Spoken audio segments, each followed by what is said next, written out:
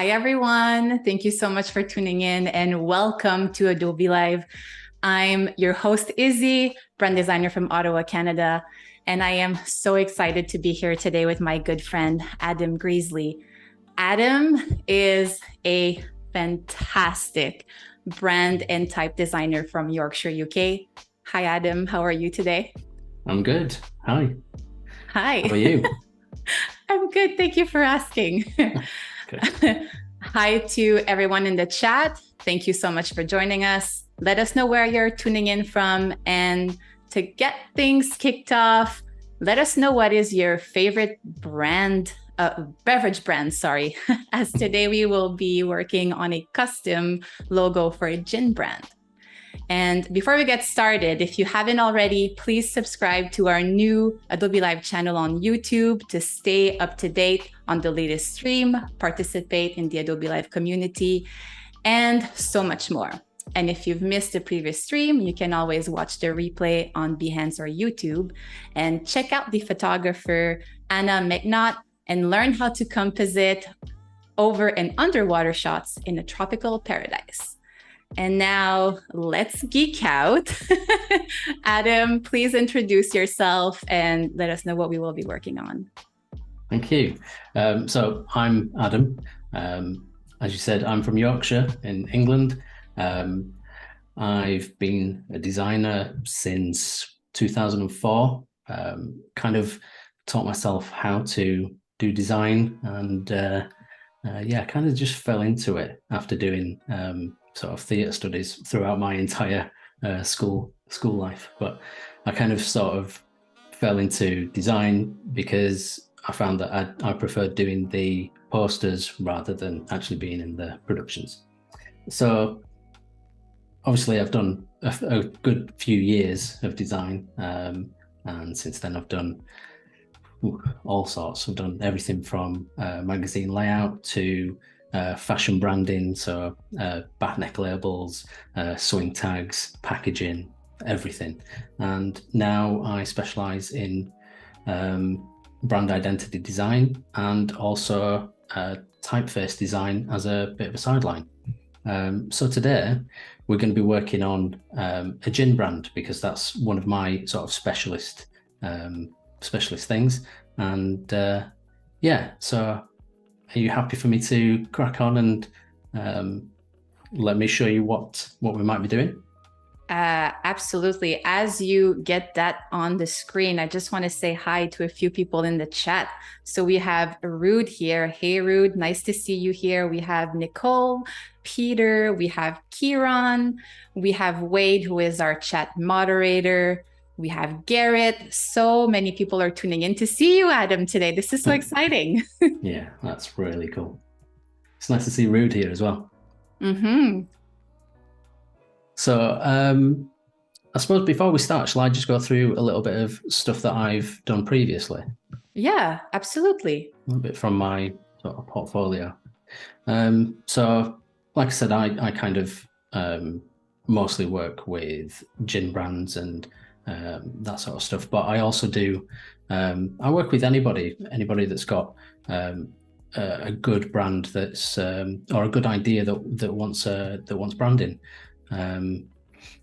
So I worked with Pedley Landscapes recently. They're a couple of friends, and they were wanting something for their landscape design company. So I went through what they wanted, and we came up with a nice logo, lockup, and a few extra bits as well. Yeah, that is really, I love the color palette for this one. This is great. Yeah, really toned down. They wanted something that reflected their work because they're really into their detail. So we wanted to show that in their branding. Another recent one is our supper club logo, which is 4 corks. So we've got a few friends that like to really get into cooking food. So what we do is we find a country that we want to sort of have a feast from, and then we'll go to the absolute extreme in trying to recreate a super authentic version of those meals that you might find in France or Italy or wherever. And because of that, I wanted to show this as a brand as well, and give us a little logo and make it sort of official. So this is Four Corks. Did you custom made that font? Yes. Yeah, this is a custom font. So you can actually see this on Behance. It's one of the first lives that I did solo, which was super nerve-wracking. So this is this is kind of the sped up version. Yeah, this was a lot of fun. All right, chat, you have a lot to discover on Adam's website. Can we look quickly at the first top one, the street view? Because this one is my favorite of all time of your work. Yeah.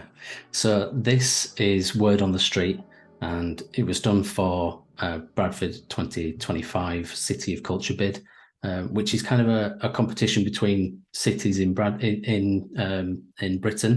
and basically it's to be given a number of a lot of funding to be able to sort of do stuff within the city. So this was part of that bid, a small part, but basically what we did is we took phrases and lines from local poets and rappers and made 2-meter high stencils to put them literally on the street. So we had these laser cut out of steel, and then had a full alphabet and punctuation made, to then literally spray paint on the floor. So that's one of them. So good. And then sort of down the streets there. The photography of it too is just like mind blowing. I mean, everything you do, I'm mind blown. We were super lucky to have someone come out with the drone and film it as well. So yeah, this was a really nice project. I did this in collaboration with Ollie from Split Design, who's super talented. It's his font that they had made. So basically, I was tasked with making this font into a stencil, but still making it look like that font, which had its challenges, but I think we kind of got there with it. So you definitely did, and I can only imagine that the challenges that would come with that. Yeah, mostly lugging them things around. Those stencils were really heavy. I bet. This is great. Again, everyone in the chat, make sure you spend a bit of time in Adam's website, because it's literally a mine gold of inspiration for your type and branding projects. Yeah. The most up-to-date stuff will be on Instagram if you want to check me out on there. There you go. Right, so shall we get into this gym brand? Let's do this. Cool. Right, so I've recently been to Scotland, to the Highlands of Scotland. So this kind of inspired me to do something that was sort of Highland Scottish vibes. So we're doing a logotype and a small brand sort of exercise for Forager gin. I've said that so much recently that it's not coming out quite well. So Forager, or a forager, is a person or animal that searches widely for food or provisions.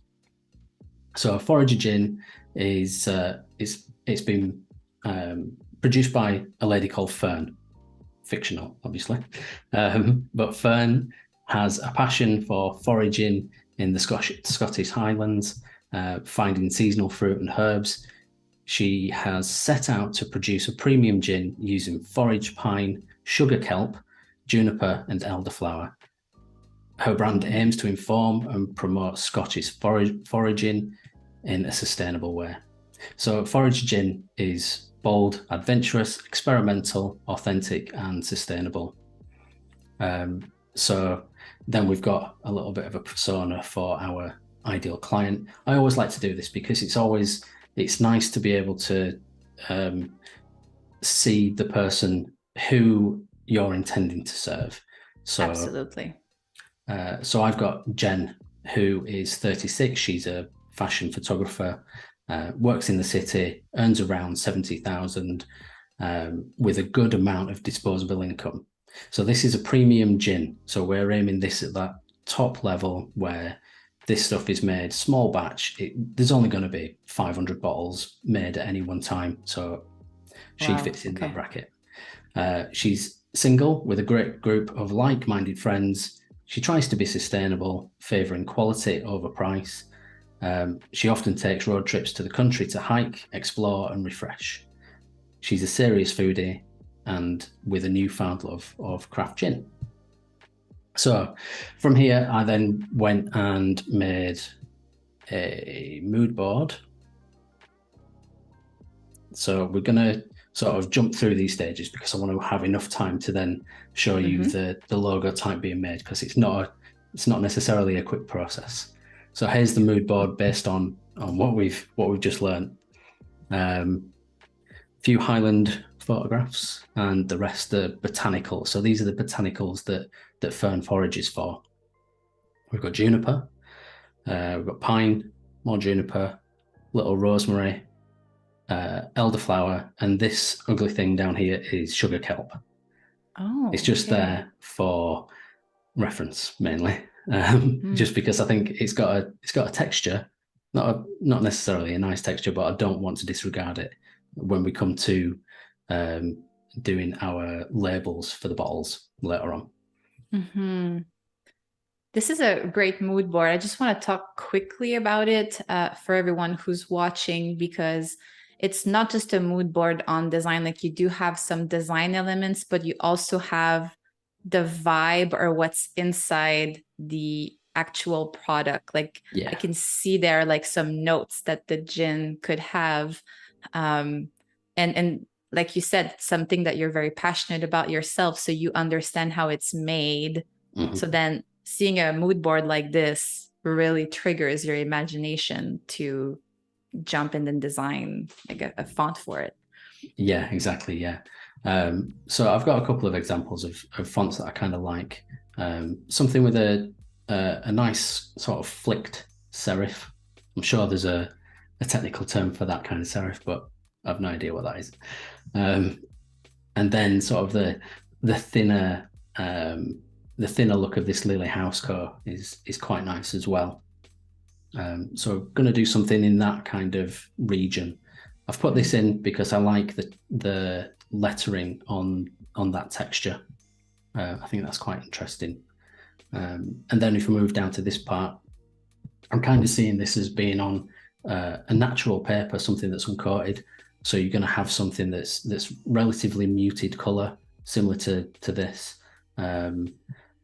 Nothing really too shiny, other than the details that we're going to pick out with, say, for instance, a foil blocking or some spot UV, something like that. So we're going to accent this stuff with some nice print finishes later on. I like texture, especially for gin. It's such an important part of the brand, I think, because if you're buying something that's sort of the higher end of what you might expect to pay, you want something that looks good, feels good, and as well as tastes good. So it's all about putting that extra little bit of finesse on that finish. And labels will attract like people, right? And I mean, we are guilty for that. Creatives. Absolutely, yeah. I buy wine based on the label, not necessarily the price or anything. What else do you have to go by, really, other than label and possibly price? Well, I guess the pairing, what you're planning to do as a meal and stuff like that, which. But what if you don't know what it tastes like? You kind of just then guessing, so you've only got the packaging to go by. That's the thing. And because there is so many bottles in like a store, you need to design something that will attract like that persona's attention. So exactly, you've got to stand out from the crowd. Yeah. Exactly. So after that, I went on to sketches. Obviously, you've got to do sketches and sketches and sketches, and that's kind of what I do. I've stripped this back. There were a few more, but I've kind of just put the main elements in there. So when I'm doing any kind of logo type, I tend to go for a brush font first. So I'll literally use a brush pen just to really get out the shapes quickly. And you can see that there's a lot of quick motion in there. This often sort of throws up different ways that you can connect letters and sort of see how it works, I suppose. But for this, I didn't think that this worked particularly well, just because I think it needed to be a little bit more hard hitting, a bit more crisp. Although I did quite like the fern being done in a brush pen. So that might come in to effect tomorrow. I might do something that's sort of done in a brush pen as almost like a signature, but that's something for tomorrow. So then we went on to another few sketches. I didn't like this one, too bubbly, weird again. And this was a little bit too straight-laced. So I sketch through things as quick as possible. I want it to be super, super fast. And I kind of like the serif. This was a little bit too fat for me, but then I moved on to sort of this version. I also tried drawing some hands. I can't draw hands. Hands are the hardest thing to draw, but yes. Super difficult. They're so hard. So this is kind of the one that I'm sort of edging towards. And this purely came out of an accident. Because I'm doing stuff fast, I often forget letters. So that's why that O ended up just being there. I went straight for an FR, which is obviously wrong. But I quite like that. It sort of works. It fits in there. And I think it adds a bit of a dynamic to that entire sort of word. So I explored that a little bit further. And then came down to something that's a little bit neater. So again, we've got that O sort of intersecting the F and intersecting the crossbar of the F. And then we've got some other bits. I'm not too sure about this yet, so we might have a look at that. And I've pushed the E up just because the E is quite long or quite wide. And then it gives us a little bit of space to sort of bring it in if you've got a smaller E. And it's another added interest and sort of mimics the O as well a little. So I think we're going to go with something like this on the serif. And yeah, that's kind of everything that I've got so far. And now it's probably time to make some vectors. Yeah. If you're ready. I'm ready. The chat is ready. It's very, very active. I didn't want it to interrupt as you were going through your whole process because I was personally insanely captivated. But we have Cassandre who is saying, Adam has such a calming vibe. If ever you're looking for a new project, he could do guided meditation. I'm not sure about that. We have Wade saying, brush pens, please go on. So you picked an interest with that, which I didn't know that about your process. This is interesting. Maybe we can talk about it as you're designing. Yeah, absolutely, yeah. Hi, Caroline. Hi, Peter. Hi, Becca. Oh my, there's a lot of people here. They're all here for you, Adam. So warm welcome to everyone who's joining us. Hi, Rebecca. Hi, Bliss. Hi, Rebecca. Rebecca Jones, yes. Do you know? That's my girlfriend.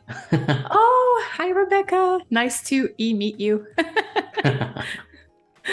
And also, we're saying that the happy accidents, right? Like people are excited about the happy accident that happened with the O. Yeah, absolutely. Yeah. As soon as I'd sort of put it in there, I thought that's actually quite cool. I'm pleased with how that's worked out. It's so easy to just sort of do that and then kind of scribble through it, and disregard it. But if you take the time to just look at a space and see if it can work, then yeah, those happy accidents can occur. I feel like my whole university was happy accidents.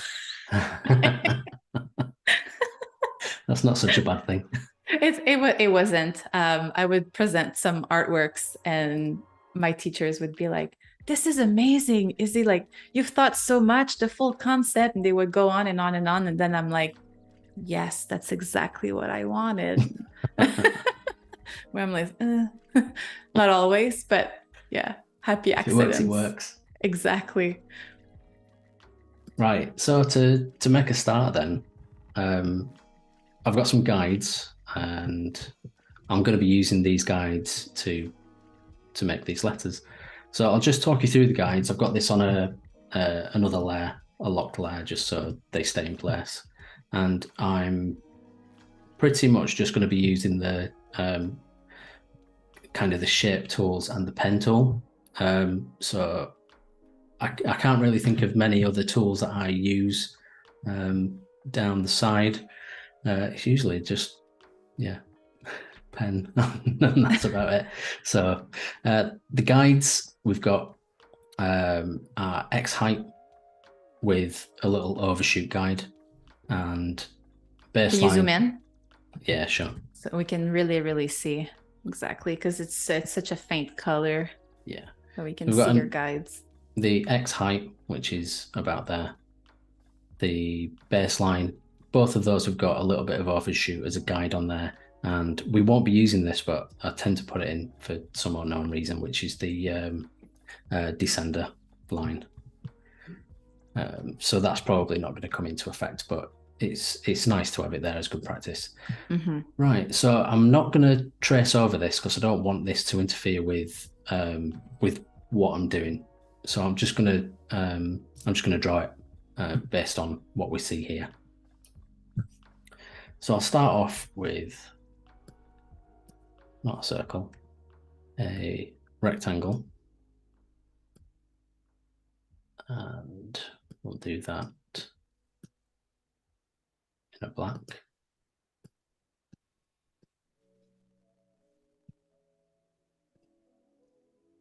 So you mentioned using the pen tool a lot. I am pen tool, like, how can I say, a fan of the pen tool because it can truly do everything that you want. Yeah. Yeah. Absolutely can. Once you can master that Bezier curve, oh man, the world just opens up for you. Yeah, it totally does. I think people seem to be a little scared by the pen tool for some reason, but with a little practice, it's a very, very powerful tool. It is. So I'm just going to trace this to make sure that we've got a space for it and that I don't forget. So making a typeface or a logotype is like it's just building with blocks, or at least that's how I do it. So there'll be segments. Oh, sorry. I use things in sort of segments, and yeah, build from bits, and then shape build tool to put everything together. Sorry, what were you going to say? I was going to say, since you mentioned you're building from blocks, do you think, well, first of all, have you played with Legos as a kid? Oh, yeah. Yeah. I have a lot of Lego. Still today? Yeah, I just got a lot of Lego back from my parents. They finally got sick of keeping it at theirs. So me and Rebecca have been filtering through it and finding what's left and what we've got as full sets. So yeah, oh, that is super fun. So maybe a next project could be building a font made out of Legos and photos. A stop motion as you're doing it. That would be so cool. Yeah, that would be good. We were talking about doing printing with Lego the other day Oh, as letterpress, which I thought was quite a nice idea. that would be a great idea. Like it would be almost like a like all like the little heads, like the circles that would Yeah, create like I don't know the. what those I are was called. saying, yeah, same. I was trying to search for the word, and I'm like, I don't even know how they're called The in French, or like I don't know how they're called. Period. bobbly bits. We have Ishan who's saying, "We the pen tool lovers," and indeed, we should have a pen tool club Yeah, with a badge.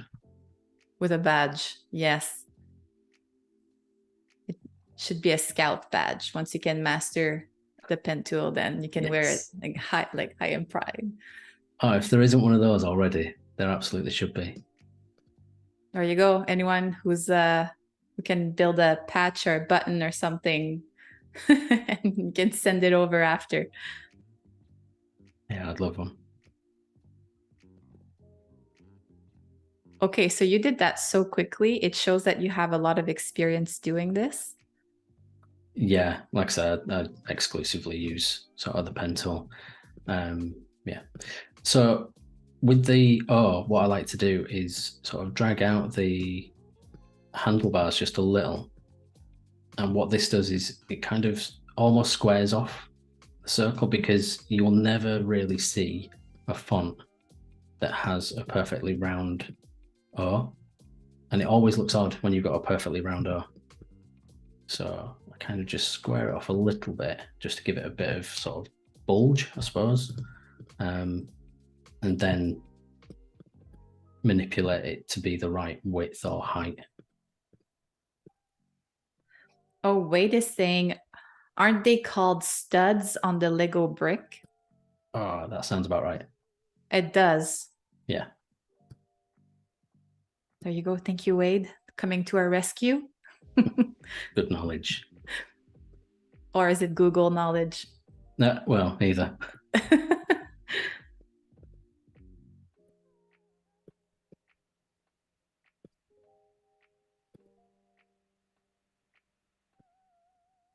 So I'm just making the serif for the internal now. I want it to match this piece. So the same sort of angle.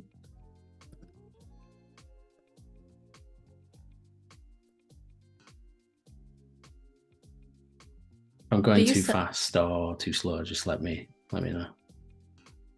I mean, I'm mesmerized by it, and I have some questions for you. So, to make sure. So basically, the angle, like you were able to replicate that so easily.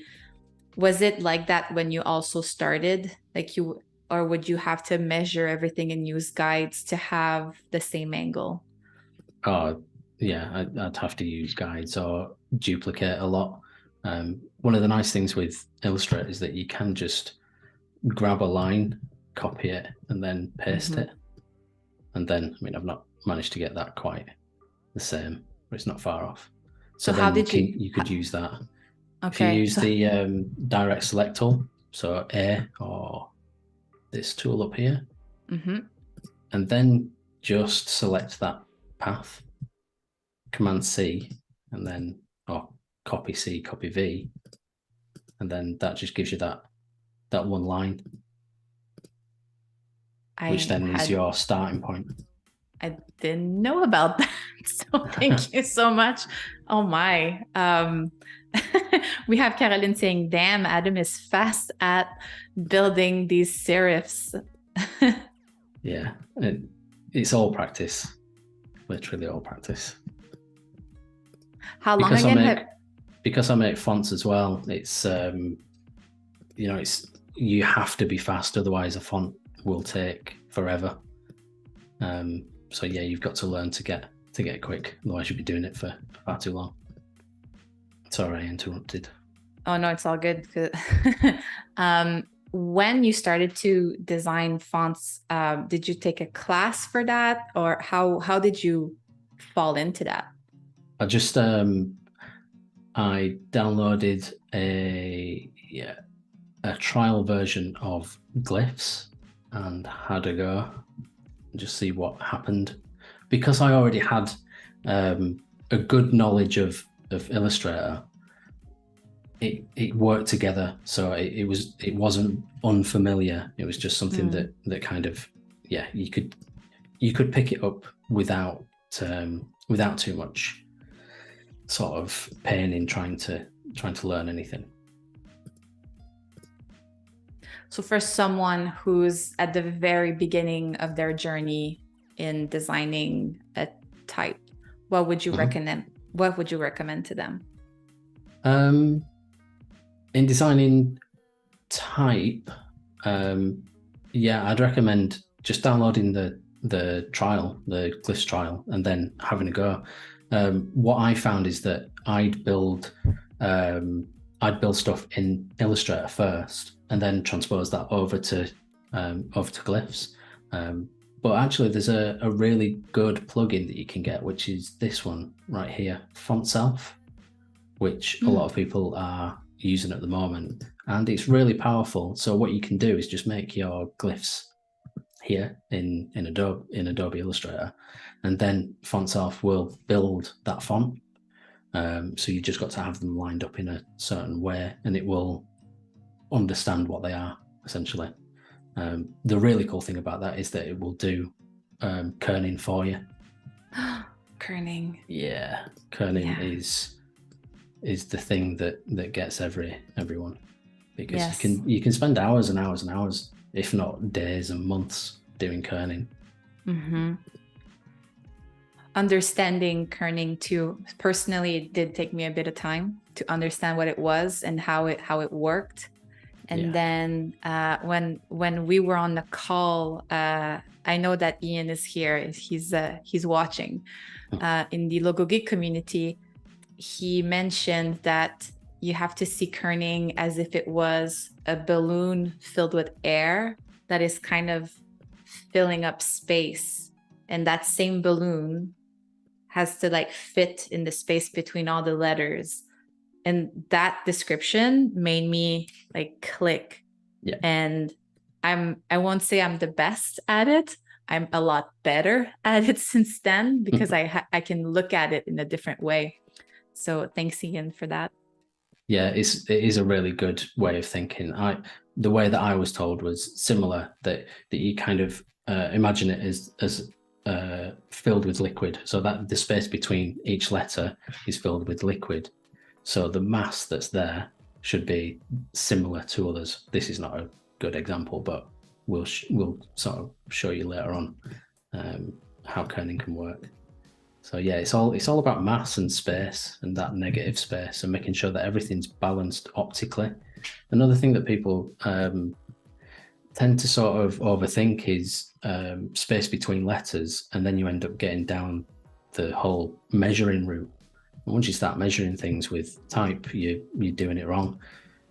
It's all about how does it look, how does it balance. That's it.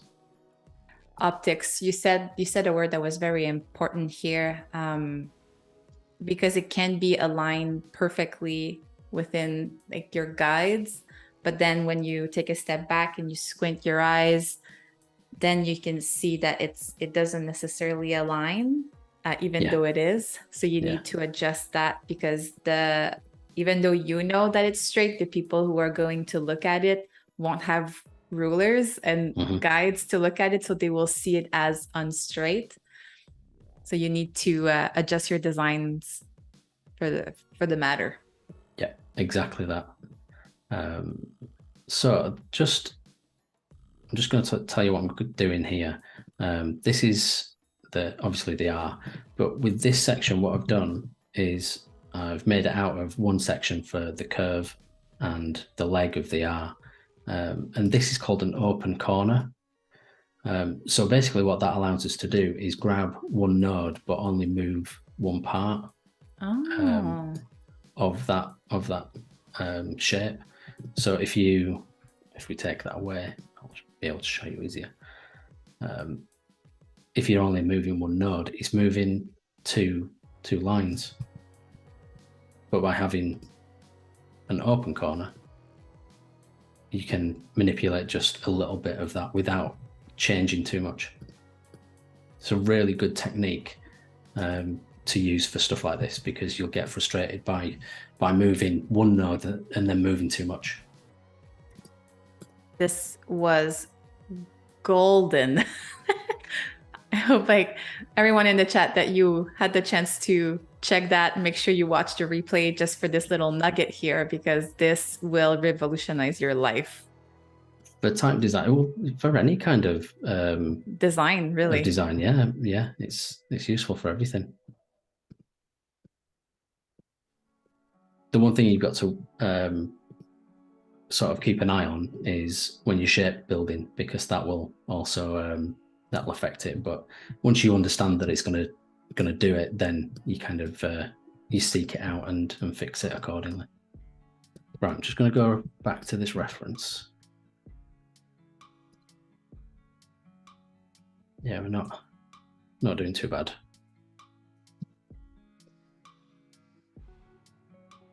How are we for time? So we are 35 minutes in. So I'll quote Kieran here, saying that it moves really quickly in the Adobe sphere. But we've got a lot of things done though for 35 minutes. Yeah, well, I want to be able to get some a color palette set up as well, just so we've got a really good base of things to move on for tomorrow. So another trick that I picked up from somewhere is to use just a circle, and this is used as a guide. So to understand what the width of this is, I don't bother measuring it. I mean, you can see that it's just a random point size, but I want to then use the same size circle to gauge what this width should be.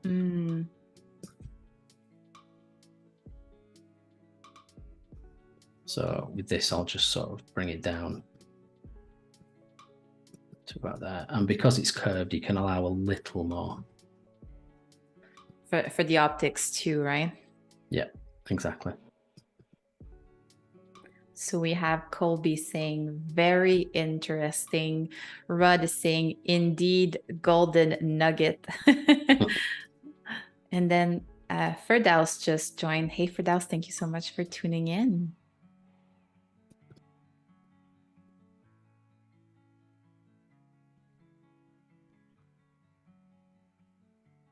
Right, now onto an A.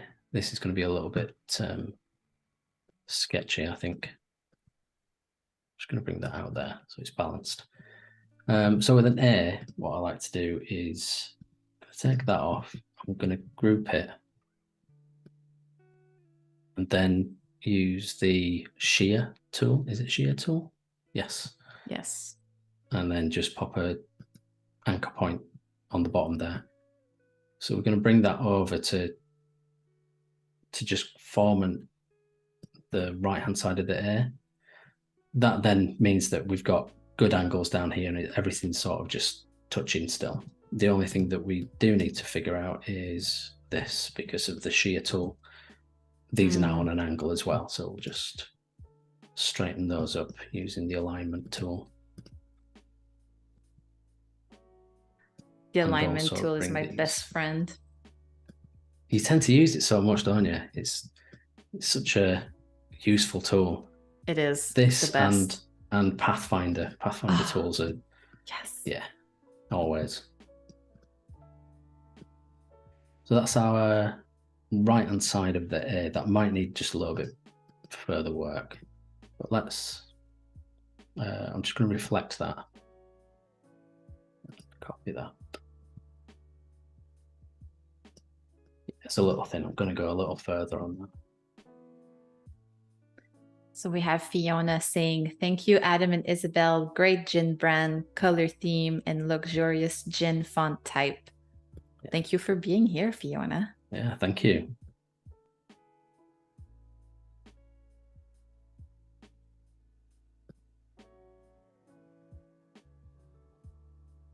if we have any questions for Adam as he's designing. I know we're all mesmerized as we're really captivated, but feel free to do so in the chat.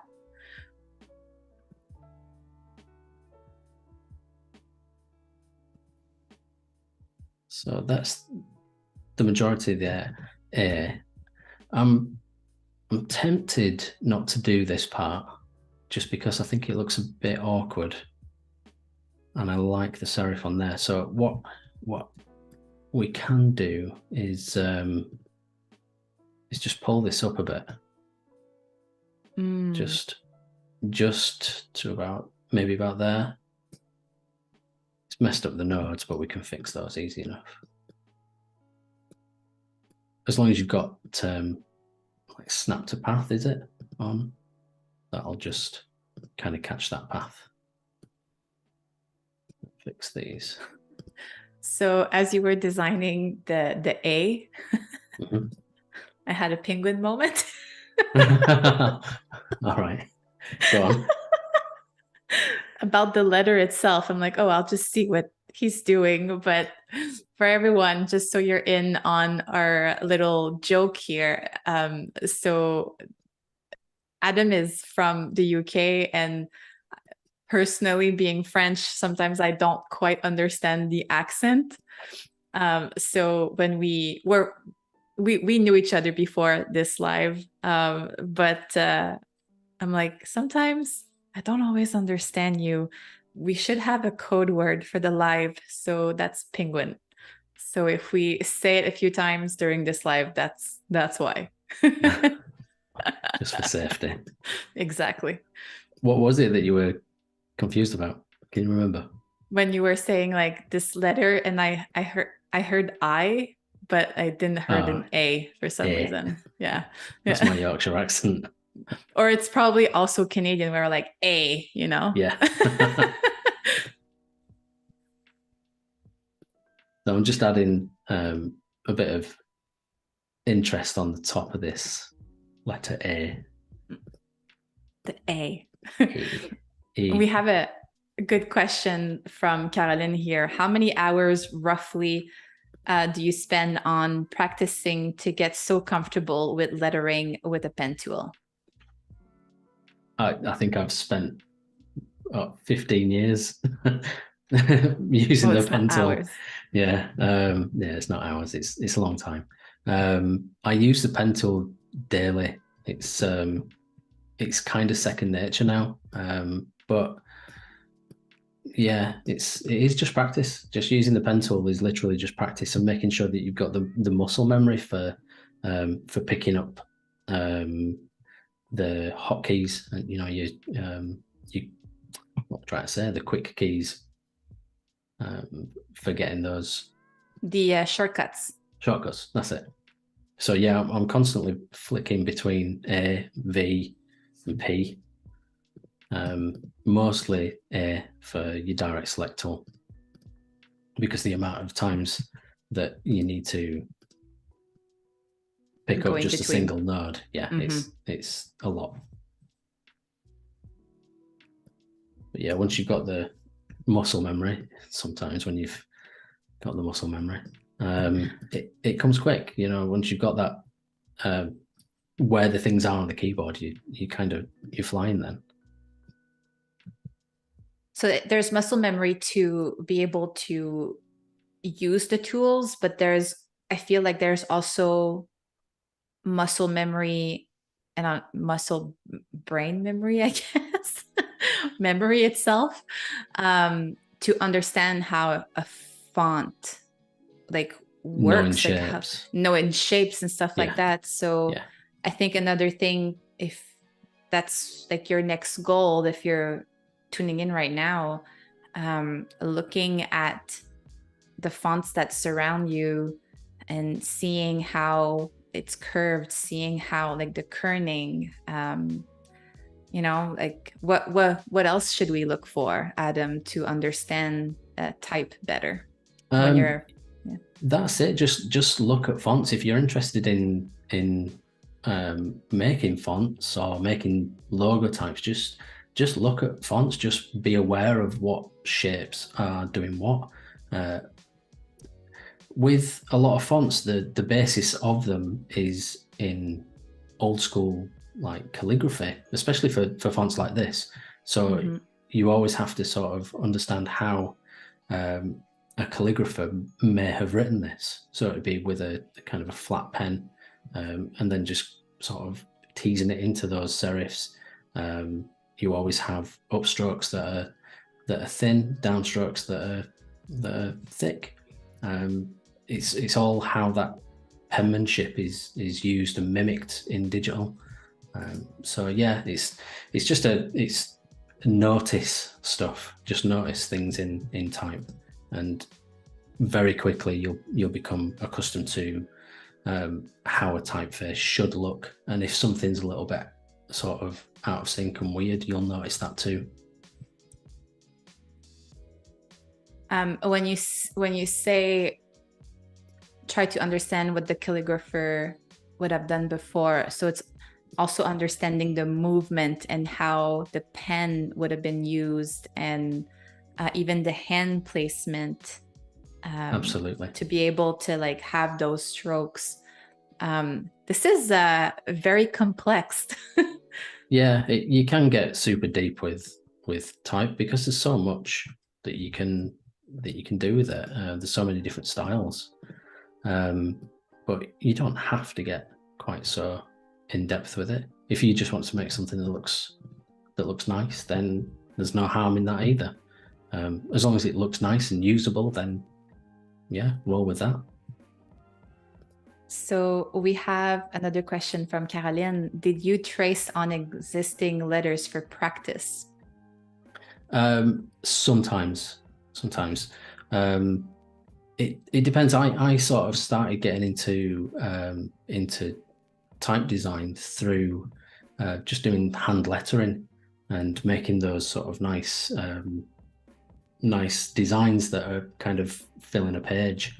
And once you've got sort of practice on that, you then kind of you can figure out the rest of it on a slightly neater path. But that is a really good technique to print something and then trace over, because that then gives you that muscle memory of how something is made and how it's put together. And the movement too, right? Because as you're trying to retrace it, you're probably going to use that same movement as a calligrapher would do. This is a great tip. Again, another golden nugget, everyone. So Emily is saying, absolutely loving this lettering. And also, hi, Serif Cam. Thank you for joining. Hi back. So I'm trying to find the knife tool. It is hidden. So is it under the eraser? There it is. Yeah. Yeah. So I'm just going to chop this because this is going to turn into a G. Oh. I'll chop it at the top, and I'm just going to chop it about there. And, oops.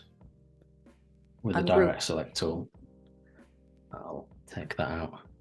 And I think we can probably use this top part from the F as our starting point for this. So because it's a G, we can bring that down a little bit and then manipulate some nodes into place. That one. So we have a question from Peter. Wouldn't the O be slightly larger than other characters? So we touched a little bit on that earlier. Yes, it would. So I've got the guides here, and then the second guide is for the Overshoot. So because everything in this font has some curve to it, you tend to go to the Overshoot with those because the space is kind of taken up. It might well be a case of it needs to go a little bit further, but we'll rectify that as we sort of see it. But I'm anticipating that this would be about right.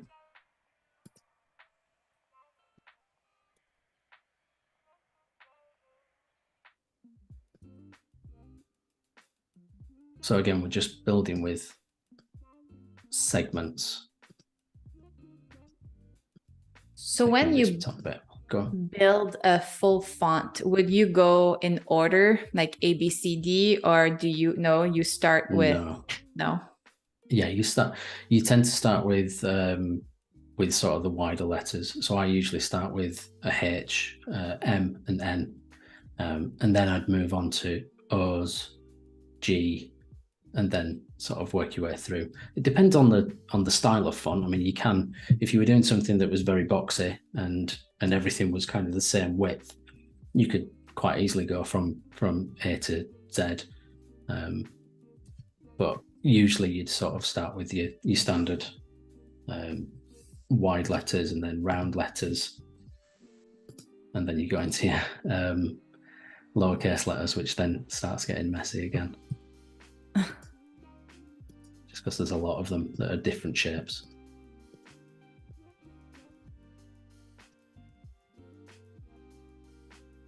Would it be a good time to talk about the project we have been working on? Oh yeah, absolutely, yeah.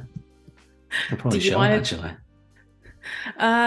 Should we show it, or I don't maybe know, it depends. It depends. You're in a group, so we can show it another time. But do you want to talk about it, or do you want me to talk about it? No, you can talk about it if you like. I'll get this G out of the way, because this is probably one of the worst for me to do. So Adam and I have been collaborating with 3 other designers, and we wanted to build the wackiest font ever. So we've been collaborating with Ariane, who has been on this live a year ago.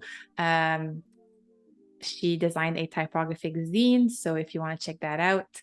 We have been working with Chelsea Nelson and Todd. Oh man, I forgot Todd's last name. Todd. Is it B? No, I know his name. Todd Bealey, is it? Or BB? Yes, Bealey. Todd, we are so sorry. We'll show your handle soon in the in the chat as a redemption. But we have been designing this wackiest font where all of the letters don't go together, all different sizes, all different style, on purpose. So we actually created a grid where we split the entire alphabet and characters, and we built it in Illustrator. We vectorized everything and then gave everything to Adam.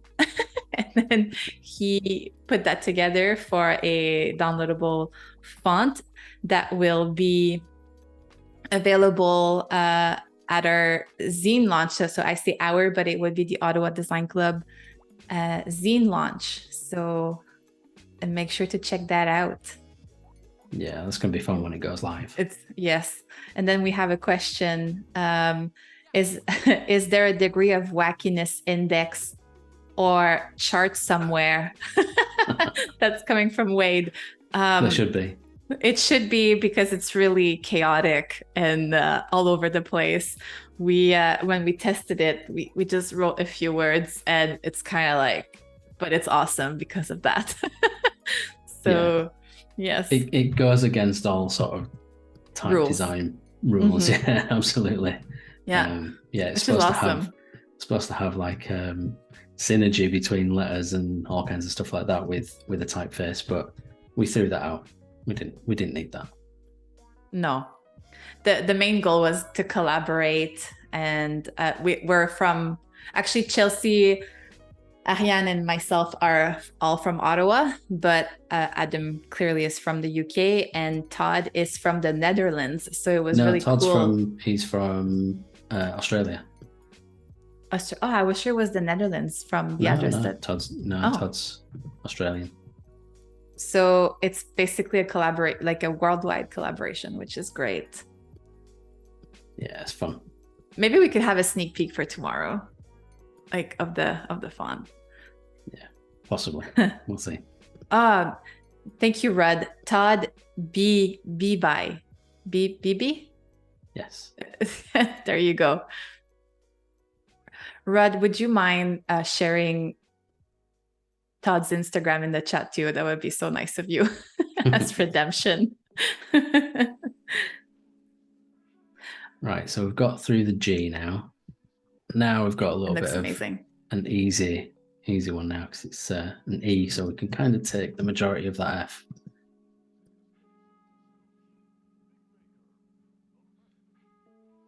Lu Wei is saying the A looks like a wooden legend pirate. A wooden-legged pirate, does it? A little bit lopsided. And then Wade is saying, I love projects like that. People who know the rules so they can really completely break them. Yep, that was definitely our vibe for that project. It will be super chaotic. Same as this whole zine design. We're breaking the grid. We have basically, I think, 1 or 2 rules that we're following on each pages, but that's it. Everything will be crazy. Yeah, that'll be fun. And yes, Wade, this is the proper account.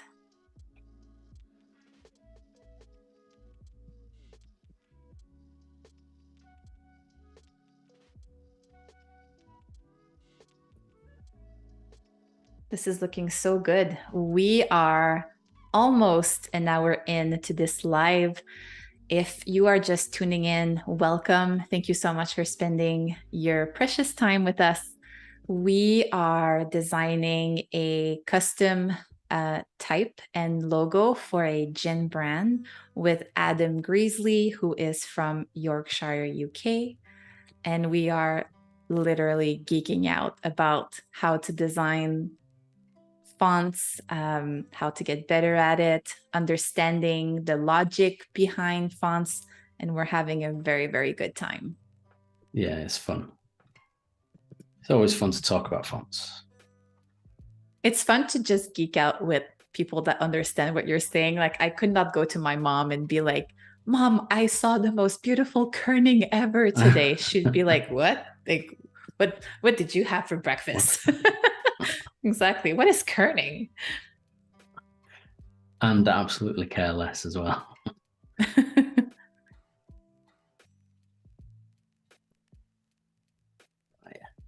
think we might need to do a little bit of work on the E. It's getting a bit dodgy, but we're going to pop in an R as well. Right, already done. It's good. So because this has got a very long leg to sort of compensate for this A, I think I might just cheat it up. I started doing it there. So just to balance it off, because there's a lot of white space here, and instead of just stopping it here, it might be nice just to, as though the person writing it or chiseling it has given it a little flick up. So it's going to look awful just for a minute, a little while. Yeah. So Caroline is saying, actually, Todd appears to be from New Zealand. At least that's what is on his website. I think that's what I said. New Zealand. Oh, no, I said Netherlands. So yes. New Zealand. Yes, New Zealand. I did know that. Todd, if you're watching this, we are sorry. Terribly sorry.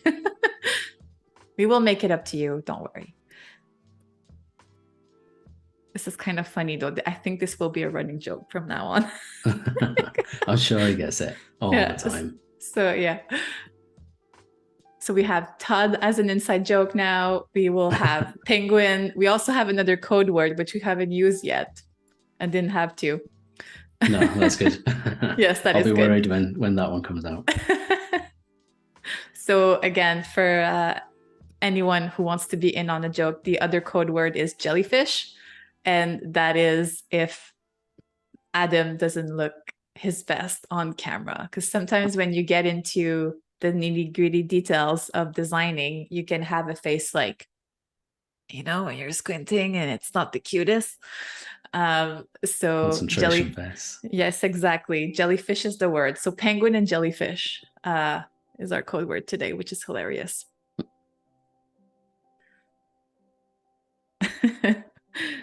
We have people laughing in the chat.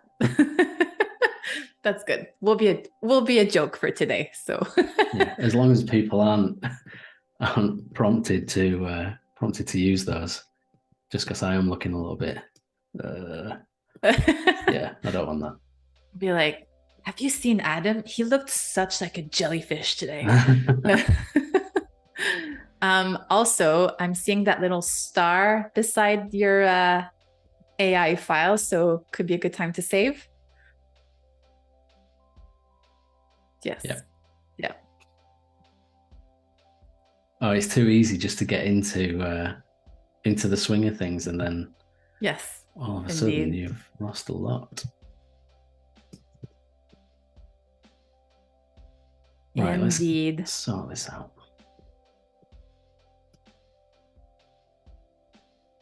Whenever it's time to save, it's time to have a sip of water as well.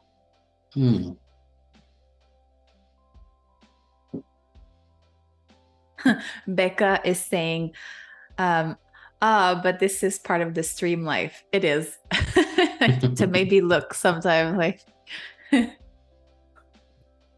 have to wait like a bit of like I have to have like I think a minimum of 3 weeks before we're rewatching the lives that I've been on. That's how you get better.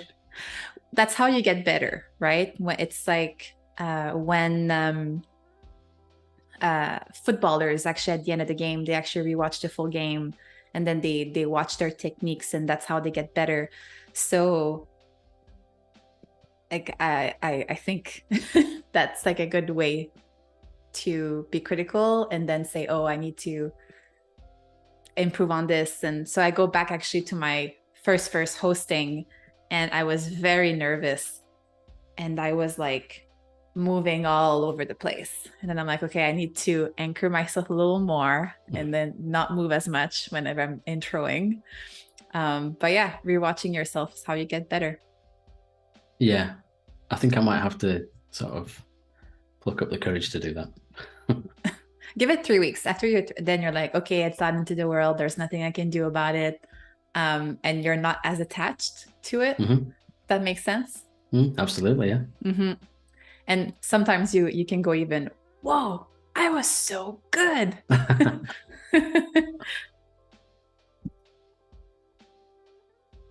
Yeah, so this is not just, oh, sorry. Sorry, no, go on. I was just going to say this tip on rewatching yourself isn't just for like lives. It could be if you're doing some live streaming yourself on Behance. It could be for reels, for stories. If you want to advertise like your services or just your work. I know that there's a lot of reels now where you can like, it's like fast forwarded of how you design and stuff like that. So this is a good tip on how to get better. And sorry, Adam, I totally interrupted. I have no idea what I was going to say. I was obviously filling. Was it because you? It might have been because of this. So I'm just I've made this E shorter, so we then need to sort of add something into that space because obviously we've taken it out. So it's nice to have something that's a little bit interesting in there, and potentially this kind of shape could be used later on in sort of the wider branding. It could be something that ends up on the top of the sort of the bottle lid or something like that. So it's nice to just have these little embellishments just to bring things together as a full brand. So things are kind of looking all right. They are. You've done that so quickly. We're just an hour, 4 minutes into this live. You've Not done bad. all this. You're like, oh my God, this has gone so fast. It has gone fast. Yeah, I was expecting this to take sort of 2 hours almost. No, not really. So I'm not sure about this. It seems a little odd in comparison to the rest. So maybe we could tell you what, we've got a copy up there. So it's always good practice when you get to a certain stage where you've got a series of letters that you are kind of happy with, but you want to tweak further. It's always good practice to just put another copy in there, and then you've got something to go back to if you've taken it too far. I don't do it enough. I was going to say your file is looking very, very clean. Yeah. Where we see on this a lot of lives where the files, whenever it's logo designing, it goes messy and all over the place, which is great. I love the chaos. I design like this. It's very chaotic. Sometimes I do. When you've got stuff that's I'll just move that off the grid. When you've got things that are that you're trying sort of different what am I trying to say? Different embellishments with sort of type, or if you've got like an icon or something like that you're trying to fit with some type, then it works to sort of have a huge list of stuff in there so you can pick the best of the bunch.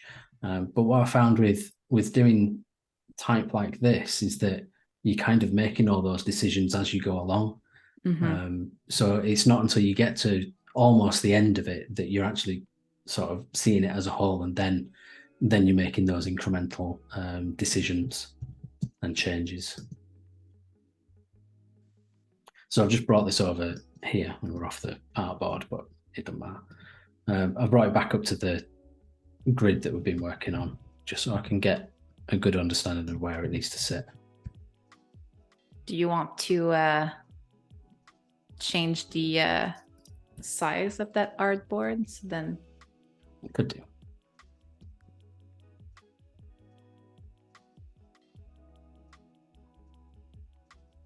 There you go. I love that tool so much too. It's a savior.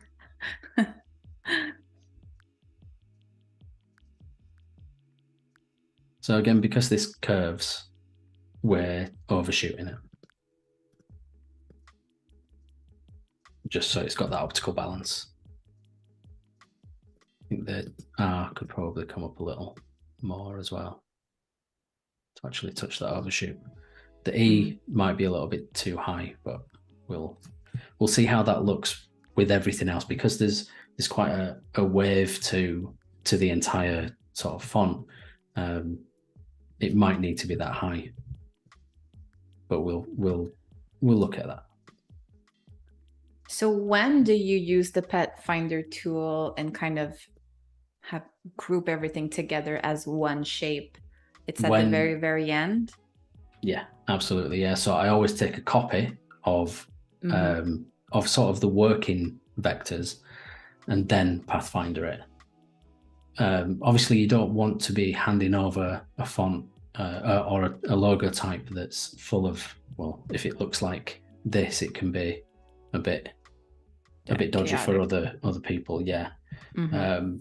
So you want something that is not going to move. It's going to be fully set and nothing happening with it. So yeah, you Pathfinder it when it's finished, and only when. Only when.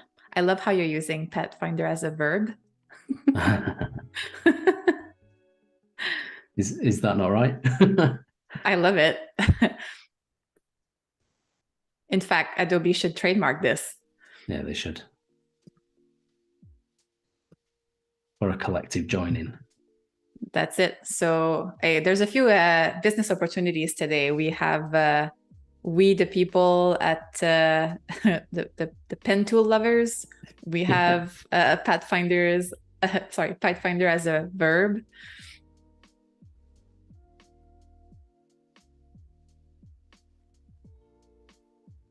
So we've got a little kerning to do. I think that O can probably go a little larger. A bit more brave with the O. Actually. Uma Karn said, yeah, I noticed that too. Pathfinder it. Yep. Yeah. That's what you do. You Pathfinder it. There you go. That should be a reel after, once you're done. Like, what came out of this live? Pathfinder it.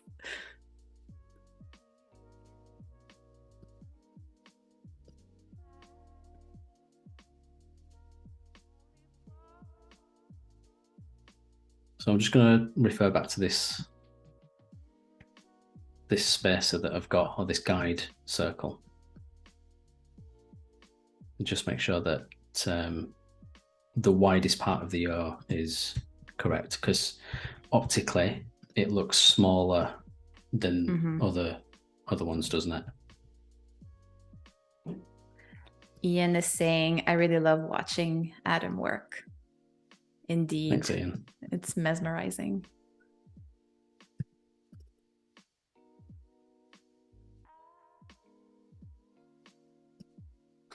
Wade is asking, Pathfindering it or Shapebuildering it? Which do you prefer?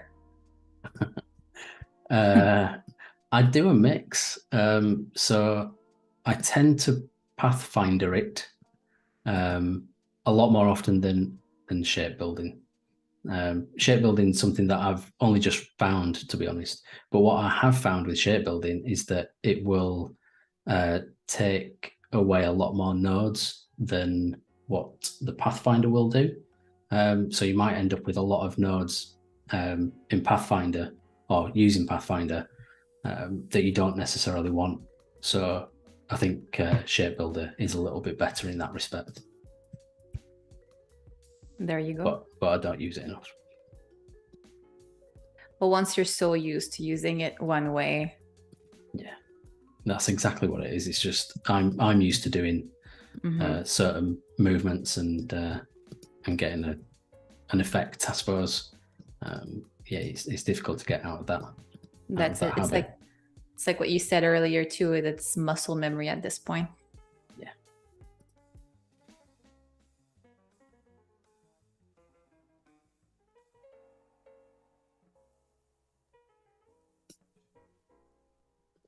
So I'm going to make the E just a little thicker.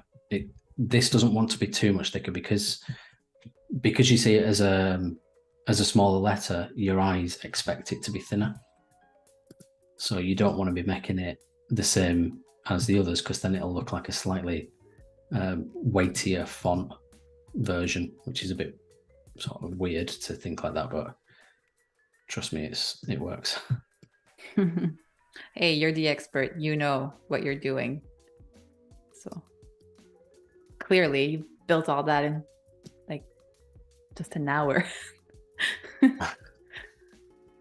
But you can see how these shapes can come together relatively quickly, though, because you're making it like Lego. You're making it with segments. You're making that's it. Just pieces, aren't you? So as long as you're able to reuse pieces, especially with the stems, the upright parts, then yeah, you can bash through letters real quick.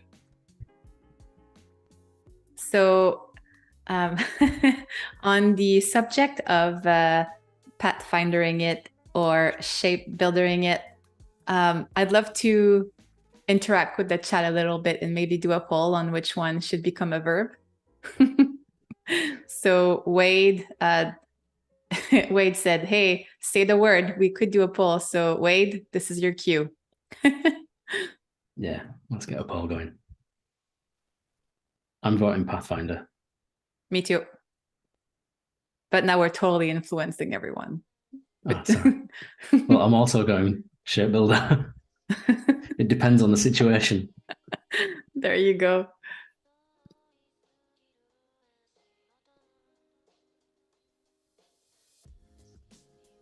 Right.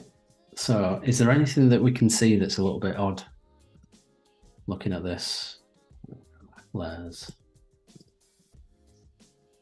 I mean, I suppose it already looks a little odd as a typeface. or as a logo type. Some I was going to say, here, yeah, maybe. I was going to say that RNA, like there's a big gap of kerning. So how can we fix that? So the way that we can fix that is either shorten the serifs here, or probably the easiest and most effective way would be to bring out the kerning of everything else. So we kind of use this as our standard, and everything else has to follow that then. So let's try that first.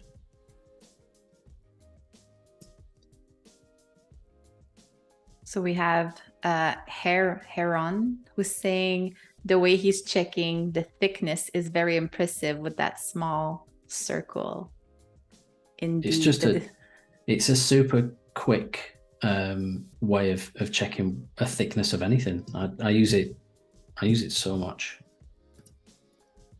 Again, another golden nugget for today. Yeah, full of nuggets. All right, so everyone, Wade just put a link in the chat for you to go vote on which word should become a verb. Oh my, so many inside jokes today. This is great. I'm loving this. Yeah. So at the end of this live, people, or if you feel like sharing this stream on Instagram, tagging Adam, you can totally use the hashtag Pathfindering it or Shapebuildering it or jellyfish or penguin or sorry Todd. Yeah, definitely sorry Todd. Yes, that's the best one. I'll make sure to make a story at the end of this live, and I'll write them all. That sounds good.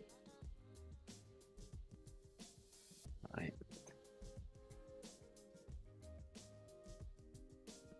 Oh, smart. So I want one to mimic the other. Sorry, what were you going to say? I was going to say, how did you go between having the outline and that so quickly? So Command Y. So that just shows outlines of everything. It's really good for this kind of work, because all it shows is a 1 pixel line, regardless of how far you go in. So if you're struggling to get something really lined up onto a line, and you need it super aligned, then you can do it that way. So it just allows you to see it without all the extra stuff that you put on there. Amazing. Another golden nugget. There's so much.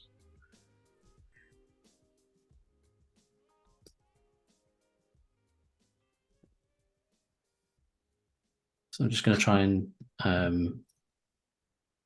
so I've locked this shape now, the purple shape, Command 2.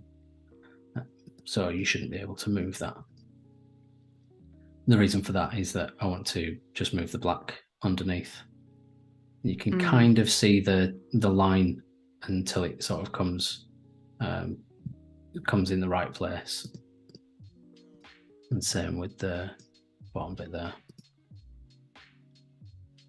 So I'm having to do it like this because the tail part is actually connected, and I don't want to lose this tail part. So then to ungroup that, it's Command Option 2. Oh, not ungroup, sorry, unlock it, Command Option 2, and then that'll bring that back into play, and we can delete it.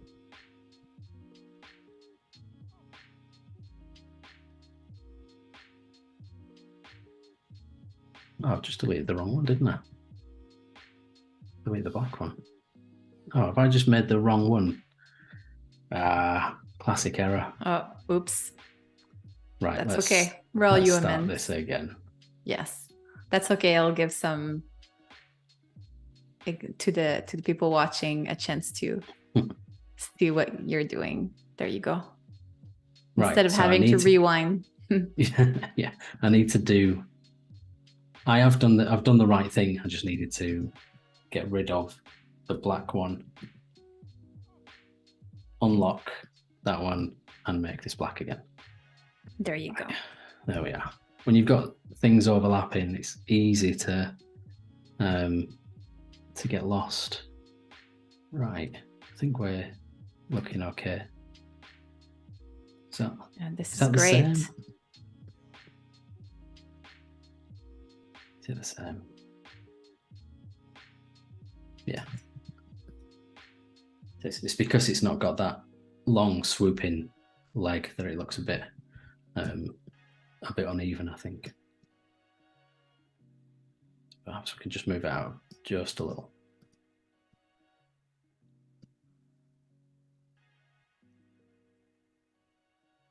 So this is kind of the part where, or the time when you start to fiddle a lot. You sort of just faffing about with nodes, but eventually you get to something that actually looks really good. So how are we looking for that kerning? Is that a little better? I mean, I'm no expert, but it's looking better for... What about people in the chat? What do you think about the kerning that we have right now? Something I do sometimes to have another point of view is I'll duplicate the logo, put it in white, and then put it outside the artboard just to have like a different way of seeing it. A good tip. And then I'll like bring it really close by so then I can compare to see. Like, yeah, it's good. I mean, it's good. It looks good to me. Yeah, a good tip for kerning as well is just to squint your eyes and blur, make it all blurry, and then anything that's that kind of fills in versus stuff that doesn't fill in, you can kind of then tell which ones are too close or too far away. Or what you can do is also take a screen grab and then ask your good friend, like I would do to Adam, be like, hey, how's my kerning? Yeah, how's this look? Exactly. Yeah, we have Rebecca saying between the FO and the R, there's a like, yes. There. It's, yeah, a little bit. You're right, Rebecca, I think. I'm going to bring this in just a bit as well then. And then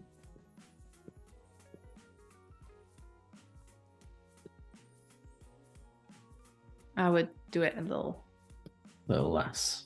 Yeah. I think this needs to come out.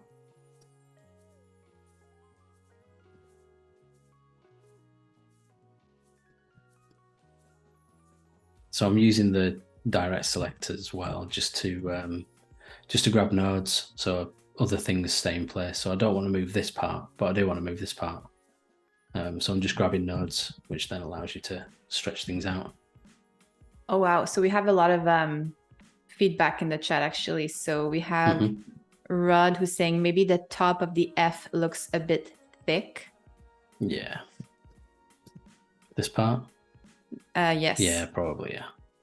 And then we have Lue who's is saying, look at it upside down to study the negative space. This is a great tip.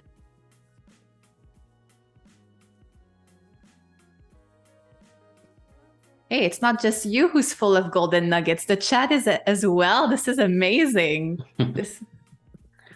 That's the thing. People know stuff. People have all kinds of really good tips. This is like, it is, yeah.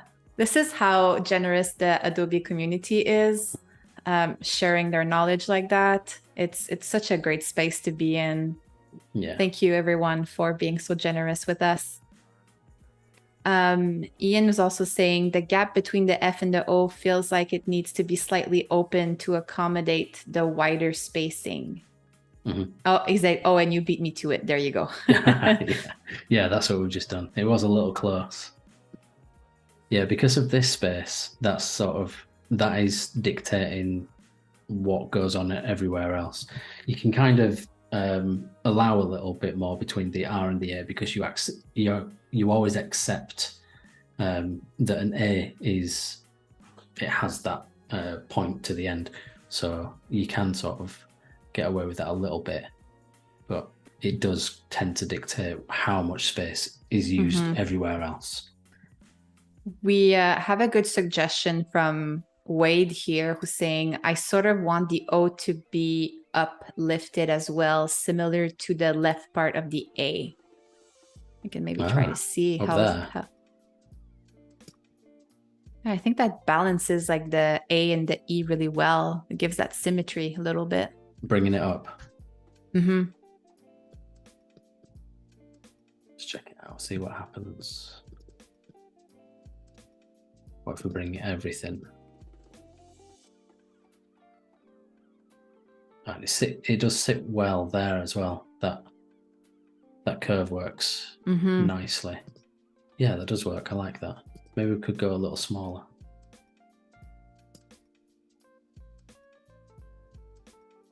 Have we gone too far? Oh my God, the chat is on fire. This is great. So Wade is adding, the raised O might form a rhythm too. Yes, it does. Yeah, it does give. Rudd is also saying, bringing the last bit of the R a bit down. Oh, so it underslings a little. To give some space to the A. And also, I want to just quote Becca here, because it is some love to the Adobe community. So Becca is saying, I have learned so much, a lot of O's, much about graphic design from these lives alone. So there you go. Yeah, I've been watching a lot recently, and they are full of really, really good stuff. And I love how it's also grouped as like graphic design. There's like lettering, there's web, there's UX. So once you watch one, specifically if it's sitting in the background as you're working, then it just automatically goes into another, like let's say you're watching graphic design, it will go into another graphic design. So it's great just having the background. You do that as well then? I've been watching in the background. Oh, absolutely. Yeah. Yeah, it's good. It's a nice companion. It is. Because I work on my own. I work just in my home office. It's nice to have other people doing the same sort of work as you. It's almost like being in an office. That's it. And even if you're not actively watching this whole 2 hours, then you can pop in and out. If let's say the host or guests are saying something that truly resonates, say a quick thing in the chat, then go back to your work. This is the best. I've done that so many times. And sometimes you want to be working, but the live is so good that you can't you can't stop watching. Like this is kind of like, oh my God, you're being in trance almost of watching the live. So, Caroline is saying, same. I used to watch all the time, but now I am back to the office. Oh, well, that's a shame. That's a shame, but it's okay because you can always watch the replay. So there you go. Yeah, that's true. So Wade is saying it looks great, Adam. So there you go. Thank you very much. Yeah, I'm really enjoying how this has turned out. This was a full out collaboration with people who are watching right now. So this is great. It's nice when people suggest stuff, because it's the kind of thing that it might take me another 3 hours to get to that decision, but someone suggesting it kind of forces you into doing it earlier, which is good. And sometimes you don't see it by yourself. So then having other people saying, hey, do this, do that. You're like, oh, I haven't even thought about that. Like this is, And then again, like magic happens in front of your eyes. Yeah. So speaking of 3 hours, Oh, yeah, yeah, he could We, easily get 3 hours into it. oh yes. But we are an hour and a half into this live. Oh, So awesome. we have like 30 minutes left, or Cool. a bit less than 30, like let's say 20 by the Sure. time we Right. Well, start winding down. yeah, if that's the case, then what I might do is I'll think about making something that's a little bit of an icon. I kind of think that we should use this FO as an icon. So if we pull this one out, I think this is probably the winner for now. That looks great. And then we'll just manipulate this FO for use as a little bit of a almost like a crest or a stamp, something like that. Obviously, this has been built for that type, but this needs to be used on its own now. So we'll just make it work on its own.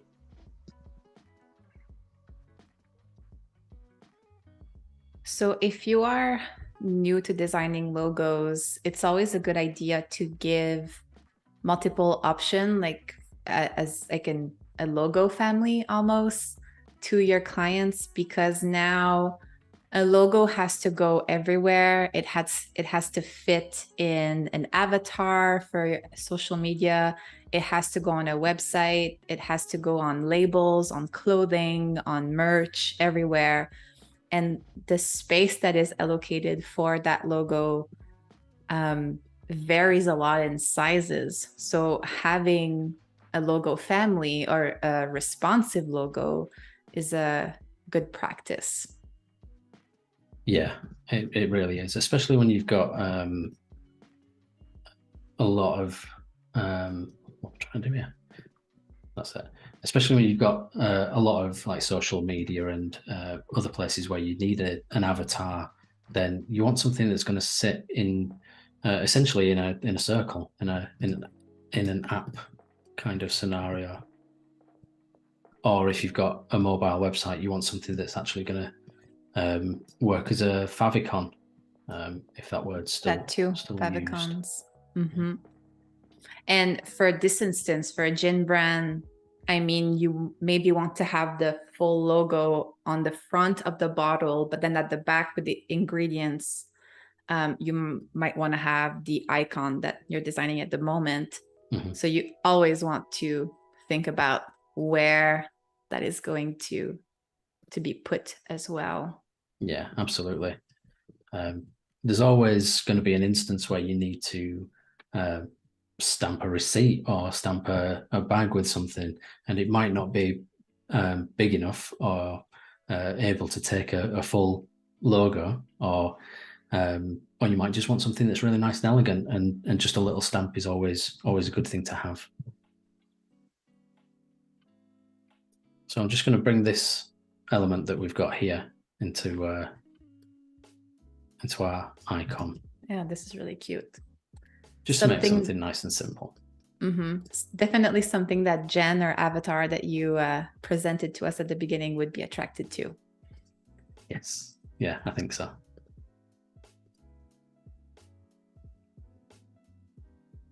Just going to try that a little larger, which doesn't quite work. That curve in the F didn't allow it to happen. Yeah, it just takes up too much space. I wonder if we could just bring it down there.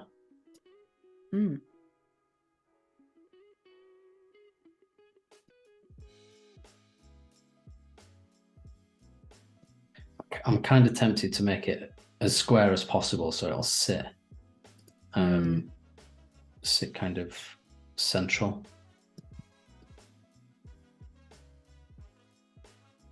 But does it then just compromise the rest of it? Have we got too much space up here? Yes. Yeah, you can't really see it as an FO anymore, can you? Gone. I almost love to see, and I know maybe like we probably, I don't know if we have enough time, but I'd love to see the F and the R maybe also together, like first letter, last letter of the. Let's see. also hit that Command S, buddy. I've literally just done it. Good. Take a sip of water.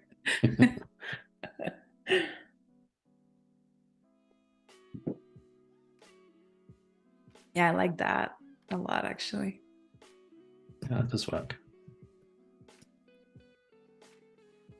And maybe it's biased because I suggested it. Maybe. They both work. You need to see the options first. You need That's to, it. You need to explore them. I kind of like the FO because it ties in well. It ties in well, and I think it is quite distinctive in a really odd way, I think. Although the F and R do sit well together. What is that called again? I forgot. When you create a logo, I always forget the word for it, but that uses all the letters, but kind of like put it one shape. Is it a monogram? Monogram. Thank you. I always forget that word for some reason.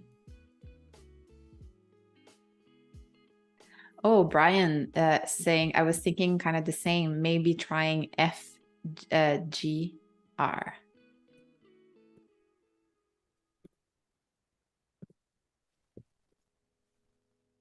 FGR. Let's use this F. I feel like that would be very bulky. It's going to be dense. There's going to be a lot in there. Louis suggesting put a crown on the top of the F. That could be cool. Or is it that kelp thing that you sugar kelp that you showed at the beginning? Sugar. Like the little good memory line. Yeah, the sugar kelp. This stuff. Yeah, I suppose we could do like almost like a weird ripple. That could be cool. What shall we use? Will that work? Oh, we have a lot of suggestions on the icon. Okay, what are they? So Rod is saying having FR and then tab or enter or return. So FR and then GR. FR, GR. Ah, yeah. So taking out the 4 letters. Taking out the vowels. Yeah, I like that. Just gonna get rid of this. So I am now gonna Pathfinder. We're gonna Pathfinder it. Are we ready? So I'm just releasing that O from the F because I don't want that to be destroyed by Pathfinder. So there you go. Founded. Oh man, what a satisfying feeling to Pathfinder everything. So we've got the F and R, G and R. Ooh, that might be a struggle. I think because it's got 2 R's together. But maybe if you repeated the same, yeah. Yeah.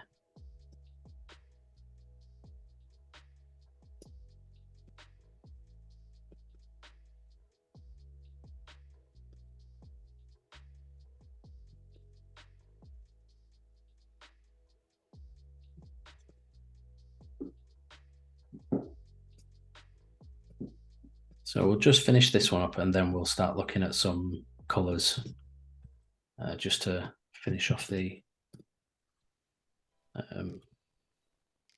day.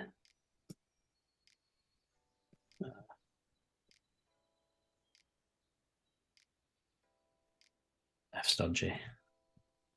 Oh, so Umakarn is saying that I like the squircles. So I guess that was the little line. Oh, Rudd is saying bad idea. Hey, we had to try it. So sometimes you have to. That's it. You have to get the bad ideas out before getting to the good idea. Yeah. And then Ian is saying FO is the obvious choice. It's so distinct and recognizable from the full logo. And you are absolutely right, Ian. Yeah. I think it definitely is the FO, isn't it? It's got to be that. Yeah, I like it. Because if you only saw that on its own, you wouldn't necessarily think, oh, that's FO. But as soon as you know the brand, that then becomes absolutely apparent. Yeah. Yes, because there's a lot of visual recognition just from that little, I guess, star. Can we call it a star that's underneath this little thingamajigger? Yeah, I think it would be a star. Yeah. So that's recognizable, and the FO2 is very distinct. So there you go, brand recognition. We love this. Right, let's drop this all onto a page.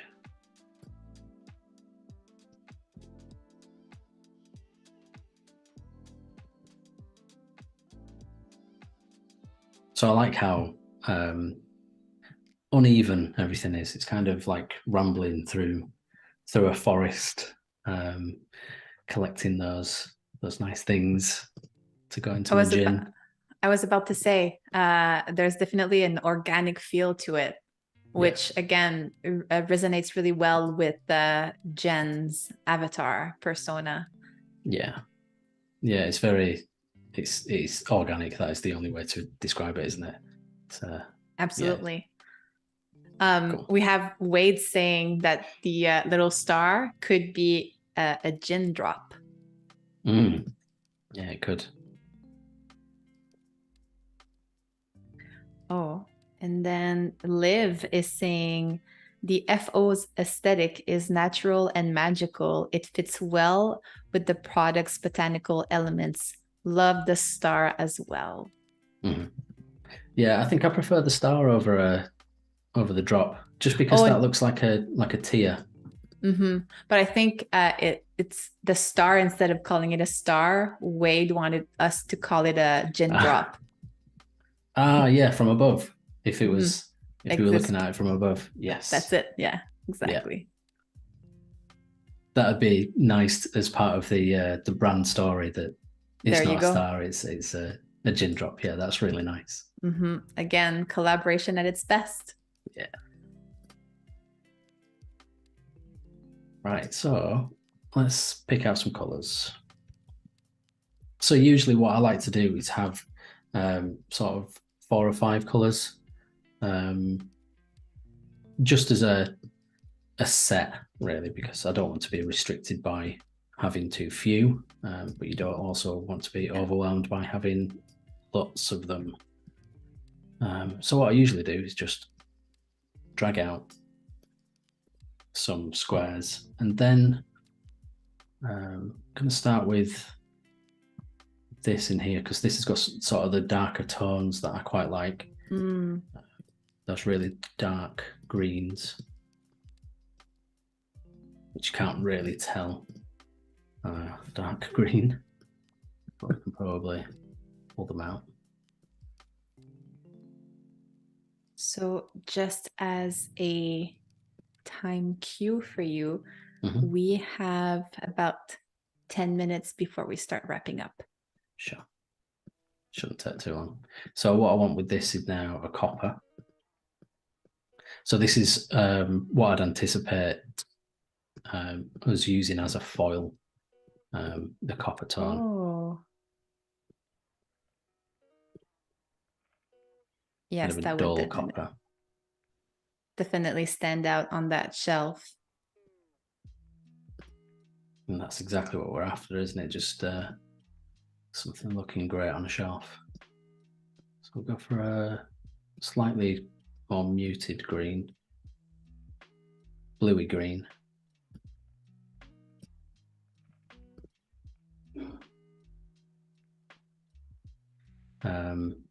And then probably something more in the creamy kind of tone.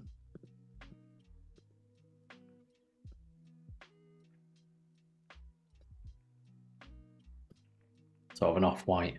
So then if you've got brochures or something like that, you might be then kind of using the off-white as your main background color. So it's not a stark white, because you want this to be a comforting brand, and you want that color to kind of run throughout. Then another green, probably not quite as lime green as that. Do we want like a blue as well, like the blueberries? Ah, yeah. Yes, we should have the juniper berry color, shouldn't we? So let's just color pick one of these. That That's could nice. be cool. Specifically, if you want like details, like small details element, or just how that in the other half on the right side of your mood board, is it Lily House Co? Yeah. That color too works really well.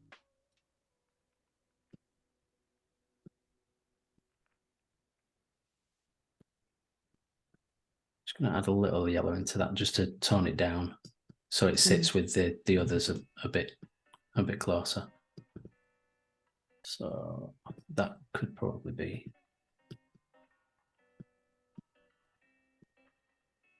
Yeah. How are those looking? Does that seem like it's fitting of this brand? Oh, I mean, I think so. Let's ask the chat, like, what do we think about this color palette? Should we add? Should we remove? Should we? I do like in your mood board, it's kind of like this burnt orange that we have on the gin bottle. That This could one. be yes. I find like this could be a great contrast with that blue. Yeah, I suppose that could be sort of in this range, couldn't it? That's true. If it was a little bit warmer.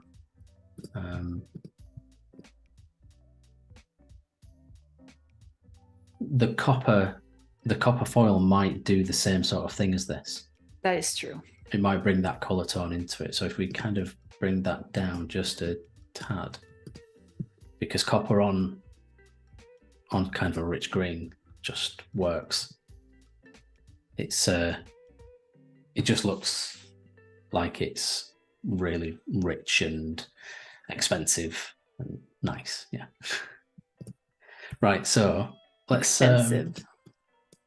Yeah. Well, that's what it needs to look like, isn't it? It's an expensive brand, so we need to really work on that. I'm just going to put these on some color swatches or on some color backgrounds. So we have Rod saying looking good. We have RD Graphics looking great, maybe a brighter blue. And we have Isabel giving us the star eyes emoji.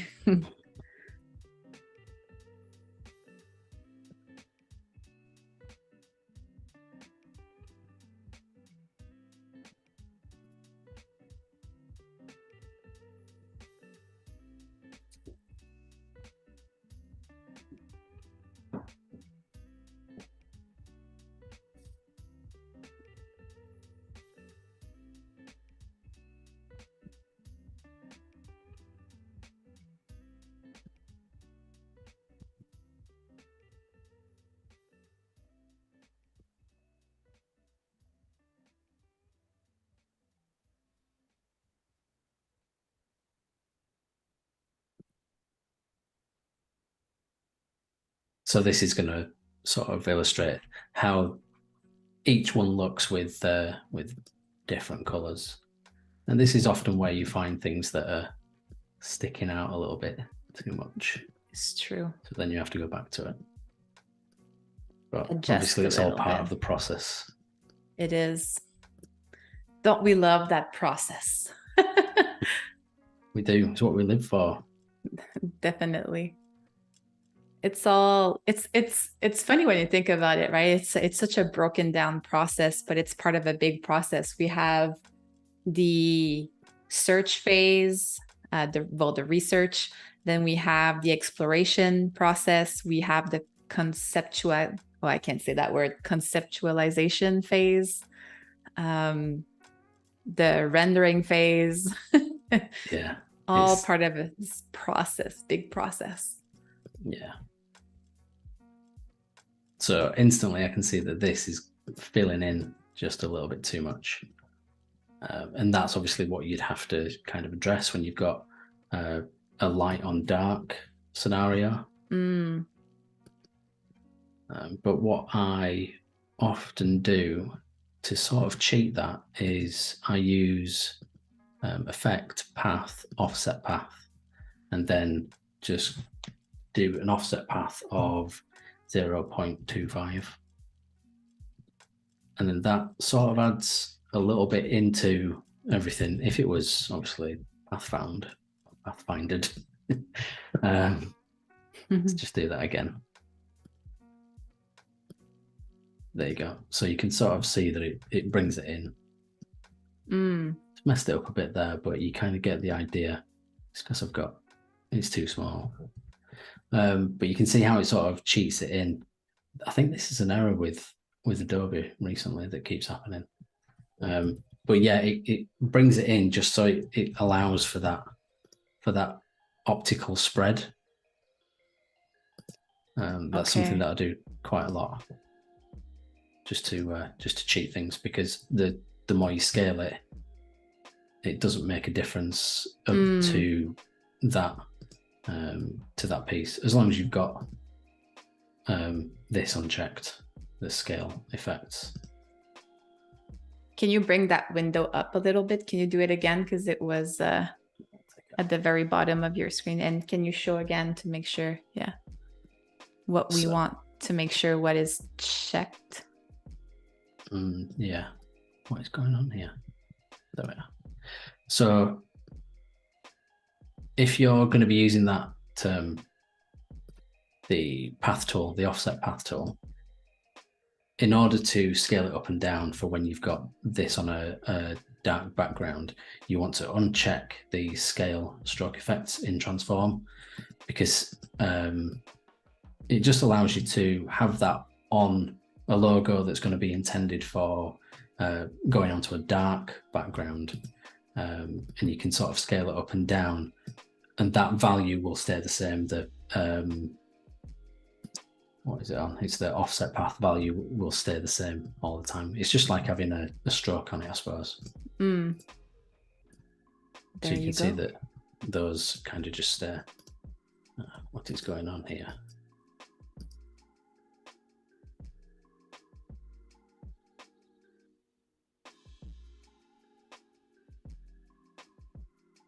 Things seem to be going funny. Sometimes when video, I find that when the video is on, sometimes it does things get confused a little bit. Yes, because there's a lot happening at the same time for that computer. So we have Brian saying, "Can't wait to see the final applications and mocks. Such a great session." And yes, we should start wrapping up a little bit. Sure. So do you want to do a little recap of everything that we have done? Yeah, absolutely. Yeah. So this is the logotype for Forager Gin. We've been through what Forager Gin is and who we're aiming this at. We then went through the mood board that I've put together, looking at all the botanicals that are actually in the gin. We then went on to check out the sketches that I've done previously. From sketches, we then went on to vectorizing the idea there and coming up with some options and solutions to how these letters fit together. And then pathfinding. and pathfinding. Yes. Yeah, always. Yeah, don't forget to Pathfinder it. That's right. Did a little icon that is then going to be used sort of maybe as a stamp or as another embellishment on the gin brand. And finally, we have done a set of colors that are based on the mood board and things that are within the gin. And here we are now with a little bit amazing of a color setup.